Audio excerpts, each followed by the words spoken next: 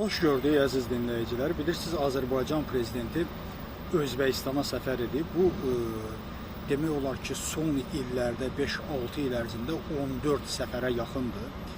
Yəni bu Azərbaycanın Özbəkistanla olan münasibətlərinin bu qədər gelişməsi, bu qədər inkişaf etməsi əlbəttə ki, bizi sevindirən bir haldır. Bunu digər mənalarda qiymətləndirən siyasi blogerlər də var, siyasi şərhçilər də var. Bunlarla işim yoxdur. Əlbəttə, hər bir formada, hər bir rakursda bu səfəri qiymətləndirmək olar. İstər ora qoyulan sərmayə, istərsə də özbəklərin Azərbaycana qoyduğu sərmayə. Amma bütün bunlarla yanaşı burada bir vacib məsələ və bir sevindirici məsələ var. Sevindirici məsələ bundan ibarət ki, bugün regionda baş verən hadisələr nəticəsində bu yetişir. Çünki bu regionda artıq Amerika-İran məsələsi müəmmadır və orada artıq iqtisadi əlaqələr daşa dəyib. Şimalda Rusiyanın ağır vəziyyətdə olması da beynəlxalq yük daşımaların qarşısını alır və Azərbaycanı bir növ quru Panama boğazına çevirir.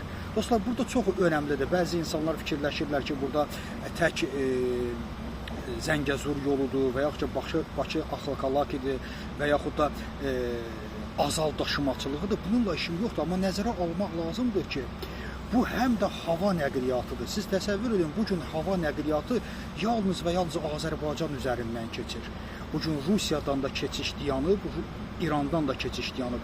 Ən yaxın və qısa yol Azərbaycan üzərindən keçir. Və bugün artıq Çin, Qırğızistan və Özbəkistan dəmir yolunda açılması artıq yeni ticarətə təşviq yaradır. Və Azərbaycan da burada artıq udacağını düşünür. Baxın dostlar, mən hər zaman bundan danışdıqda bildirirdim ki, bizim üçün sərfəli olan məsələ əlbəttə Rusiyada Rusiya bu müharibə bataqlığında uzun müddət qalsın. İranın da bu bataqlığa düşməsi Azərbaycan üçün yeni imkanlar yaradır və beləliklə Azərbaycanı bir sülh dəhlizinə çevirməklə yanaşı, həm də uzun müddətli təhlükəsizlik arxitekturasının qurulmasına yardım edir. Necə? Çünki artıq burada əgər yüklər daşınmağa başlayacaqsa ki, bu başlayıb, böyük bir tranzit var. Azərbaycan tərəfi də bunu görür, Özbəkistan da bunu görür, Orta Asiya da bunu görür. Həm Orta Asiya özünün Rusiya və Çin tərəfindən sıxılmasının qarşısını kompensasiya edir Avropa ilə. Həm də burada əgər Azərbaycanla bu daşımaçılıq baş verərsə, baş tutarsa ki, buna bilirsiniz, imkan verməməyə çalışır İran, Rusiya. Nədən? Ona görə imkan verməməyə çalışır ki, çünki bu baş tutduqda artıq bunun qarşısını almaq çox çətinləşir.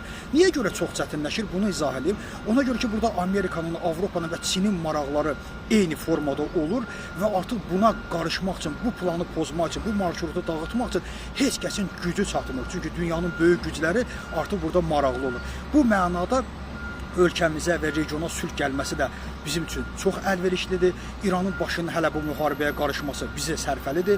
Rusiyanın bu müharibədə bataqlıqda batması bizim üçün çox əlverişlidir və bundan biz fürsətdən istifadə ilə biz infrastruktur layihələrini gücləndirməklə tez bir zamanda nəyin bahasına olursa olsun bu marşrutun necə deyirlər, tanınmasını, daha da cazibədar olması üçün biz əlavə işlər də görməliyik. Buna çalışırlar, bunu görürlər. Bu aydın məsələdir.